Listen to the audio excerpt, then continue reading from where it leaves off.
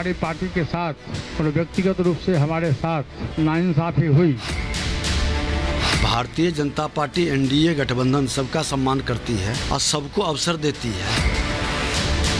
तो एनडीए में तो नाइंसाफी होती ही है। अच्छा किया उन्होंने छोड़ दिया। हम तो सबसे पहले वेलकम करेंगे उनका।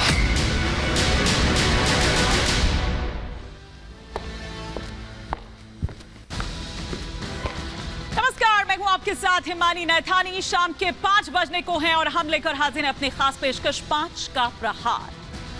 वो कहावत तो आप लोगों ने सुनी ही होगी कि बड़े ही बेआबरू होकर तेरे कूचे से निकले, या फिर यूं कहिए कि निकाले गए। कुछ ऐसा ही हुआ पशुपति पारस के साथ, जिन्हें एनडीए से आउट कर दिया गया। वो लाख कहते रहे, इंडिकेट करते रहे शीर्ष नेतृत्व को कि वो फिर से विचार करे, पुनः विचार करे अपने फैसले पर। इसके लिए उन्होंने बाकायदा धमकी भरे अंदाज में कहा था कि अगर हमें उचित सम्मान नहीं दिया गया तो हमारी पार्टी स्वतंत्र है और हमारे दरवाजे भी खुले हैं। मैं इंतजार कर रहा हूं सीटों का ऐलान होने तक का, लेकिन उनका इंतजार ही रह गया और चाचा भतीजे की लड़ाई में भतीजा जीत गया, सीट भी ले गया। यह भी बता गया कि एनडीए ब्लॉक में अब उनकी कोई जगह नहीं है। यही वजह है कि पशुपति पारस ने जब केंद्रीय मंत्री पद से इस्तीफा दिया, प्रेस कॉन्फ्रेंस हुई तो उस वक्त यह कहा कि मेरे साथ, मेरी पार्टी के साथ नाइंसाफी हुई है, हमें एक भी सीट नहीं दी गई, और तो और सीट शेयरिंग करने से पहले उनसे बात तक नहीं की गई। इधर पशुपति पारस का इस्तीफा होना था और उधर आरजेडी की तरफ से बयानों की बौछार आ गई, बाढ़ आ गई। बीजेपी पर हमला बोलते हुए आरजेडी ने प्रतिक्रिया दी कि पूरे मामले पर हमारी निगाह है। बीजेपी ने पहले चिराग को सांसद को तोड़ने का काम किया, तो अब पशुपति पारस के ही सांसद को तोड़कर चिराग को अपने साथ ले लिया है। अब सवाल तो यह है कि चाचा के साथ क्या हुआ, भतीजे के साथ क्या हुआ, क्या नहीं हुआ, इसकी चिंता आरजेडी को इतनी क्यों सता रही है? क्या आरजेडी पशुपति पारस में वाकई कोई दिलचस्पी दिखा रही है, जिस तरह की खबरें राजनीतिक गलियारों से आ रही है सामने? क्या पशुपति पारस आईएनडीआईए ब्लॉक के साथ जाएंगे, आरजेडी के साथ आएंगे? क्या होगी उनकी आगे की रणनीति? आज इसी पर चर्चा करूंगी, आज इसी पर करूंगी 5 का प्रहार। लेकिन इससे पहले, जब उन्होंने ये इस्तीफा दिया उस वक्त क्या कुछ कहा, किस तरह से चाचा पर भतीजा भारी पड़ा, ये हम आपको ग्राफिक्स के माध्यम से सिलसिलेवार तरीके से फटाफट से दिखा देते हैं। देखिए क्या कुछ कहा पशुपति पारस ने और क्या चिराग पासवान ने कहा। पशुपति पारस ने यह कहा कि मैं कैबिनेट मंत्री से त्यागपत्र देता हूं। चिराग पासवान ने कहा कि व्यक्ति नहीं, समय बलवान होता है, समय की कीमत होती है। तो वहीं पशुपति पारस क्या कहते हैं कि मैं पीएम नरेंद्र मोदी का शुक्रगुजार हूं, जो अभी तक का जो भी कुछ सफर रहा या जो भी उन्होंने मौका दिया सेवा का। उधर वो कह रहे हैं कि भरोसा जताने के लिए पीएम का धन्यवाद। दोनों ही प्रधानमंत्री मोदी का धन्यवाद देते हुए वहां नजर आए। मेरे और मेरी पार्टी के साथ नाइंसाफी हुई है, यह भी कहा पशुपति पारस ने। उधर चिराग पासवान ने कहा कि कल उनका समय था, आज हमारा समय है। ये साफ कह दिया यहाँ पर, मेरे और मेरी पार्टी के साथ नाइंसाफी हुई है वो तो कहा ही, लेकिन साथ ही एनडीए के साथ पूरी वफादारी के साथ में रहा, ये पशुपति पारस ने कहा। तो चिराग पासवान ये कहते हैं कि समय ने ताकत दिखाई और न्याय किया, मतलब उनके साथ न्याय हुआ। पार्टी नेताओं से बात करके फैसला लूंगा, ये पशुपति पारस कह रहे हैं। तो उधर चिराग पासवान कह रहे हैं कि आने वाले दिनों में हर चुनौती के लिए तैयार हूं। सीट शेयरिंग में एक भी सीट नहीं मिली और तो और उनसे पूछा तक नहीं गया पशुपति पारस से। तो वहीं चाचा ने अपनी जिम्मेदारी नहीं निभाई, ये चिराग पासवान कहते हुए नजर आए। अब ऐसे में कुछ सवाल खड़े होते हैं। 5 का प्रहार के वो 5 सवाल जो इस वक्त एक एक कर आपके टेलीविजन स्क्रीन पर आ रखे हैं। इसमें पहला सवाल ये कि बिहार एनडीए में सीट शेयरिंग तय, आईएनडीआईए को अब भी भय। दूसरा सवाल ये कि पशुपति पारस को लेकर आरजेडी में ये किस तरह का कंफ्यूजन है, कोई कुछ कह रहा है तो कोई कुछ कह रहा है। तीसरा सवाल ये कि पशुपति पारस आरजेडी में जाएंगे या फिर कोई नई कहानी बनाएंगे। चौथा सवाल जो इस वक्त आपकी स्क्रीन पर आ रहा है वो ये कि रोहिणी आचार्य लड़ेंगी चुनाव, आरजेडी का क्या ये नया दांव है। पांचवा और अंतिम सवाल ये कि सीट शेयरिंग में आईएनडीआईए क्या पिछड़ रहा है। ये वो तमाम सवाल जिनके इर्द गिर्द आज हमारी चर्चा रहेगी। फटाफट से उससे पहले लेकिन एक रिपोर्ट आपको दिखाती हूँ।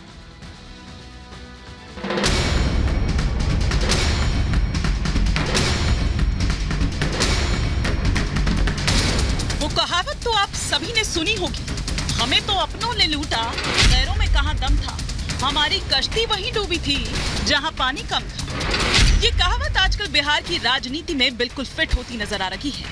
पहले जरा आप ये सुनिए। एनडीए गठबंधन के द्वारा बिहार में 40 लोकसभा सीटों के लिए इसकी घोषणा हो गई, लेकिन हमारी पार्टी के साथ और व्यक्तिगत रूप से हमारे साथ नाइंसाफी हुई। इसलिए मैं भारत सरकार के कैबिनेट मंत्री से मैं त्याग पत्र देता हूँ। मेरे चाचा जी ही बोलते हैं, व्यक्ति बलवान नहीं होता, समय बलवान होता है।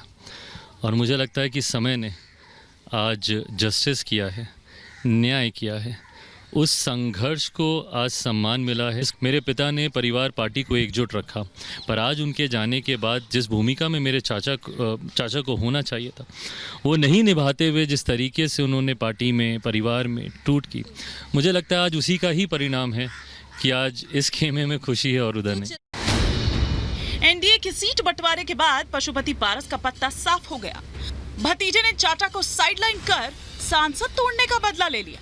एनडीए की सीट बंटवारे में पशुपति के हाथ कुछ नहीं आया, जिससे नाराज होकर पशुपति पारस ने आज मंत्री पद से इस्तीफा दे दिया। महज 2-3 मिनट की प्रेस कॉन्फ्रेंस कर चाचा पारस ने बीजेपी पर न सिर्फ नाइंसाफी करने का आरोप लगाया, बल्कि ये भी कहा कि वफादारी का पार्टी ने अच्छा सिला नहीं दिया। एक तरफ जहां चाचा पारस की नाराजगी साफ दिख रही है, तो वहीं आरजेडी को इसमें अपना राजनीतिक फायदा नजर आने लगा है। हालांकि आरजेडी में भी कंफ्यूजन कम नहीं। पहले ये सुनिए। ये फूके हुए कारतूस हो गए। राष्ट्रीय जनता दल में ही इतने वरिष्ठ लीडर हैं, इतने सीनियर हैं कि उनको एडजस्टमेंट करना मुश्किल होता है। तो ये लोग कहाँ ये सब फूके हुए कारतूस का सवाल ही पैदा नहीं होता, सवाल ही पैदा नहीं होता है। तो एनडीए में तो ना इंसाफी होती ही है। अच्छा किया उन्होंने छोड़ दिया, उनको बहुत पहले ही छोड़ देना चाहिए था पारस जी को। और अच्छा किया उन्होंने छोड़ दिया, तो बहुत अच्छा डिसीजन है। आप लोग की तरफ आएंगे तो सर वेलकम करेंगे। एकदम वेलकम करेंगे हम तो सबसे पहले वेलकम करेंगे उनका। यानी ये तो साफ है कि आने वाले चुनाव में लड़ाई और दिलचस्प होने वाली है। लेकिन देखने वाली बात ये होगी कि क्या बिहार में एनडीए से नाराज हुए पशुपति पारस राजनीति की नई कहानी लिखेंगे या फिर आरजेडी में जाकर लालटेन की लौ को तेज करने का काम करेंगे। Bureau report, Republic Bharat. और इसी पर और विस्तार से चर्चा के लिए तमाम खास मेहमान हमारे साथ जुड़ चुके हैं। फटाफट से परिचय मैं करवा देती हूं। के शर्मा जी स्पोक्स पर्सन है भारतीय जनता पार्टी के, इस वक्त हमारे साथ जुड़ चुके हैं। डॉक्टर अजय कुमार पांडे जी इस वक्त हमारे साथ नोएडा स्टूडियो से जुड़े हुए हैं, स्पोक्स पर्सन है आरएलजेपी के। साथ ही साथ हमारे साथ प्रोफेसर एलजेपीआर, मैंने उसको आरएलजेपी कह दिया, ठीक है ठीक है, अच्छा वो दूसरा हो जाएगा। प्रोफेसर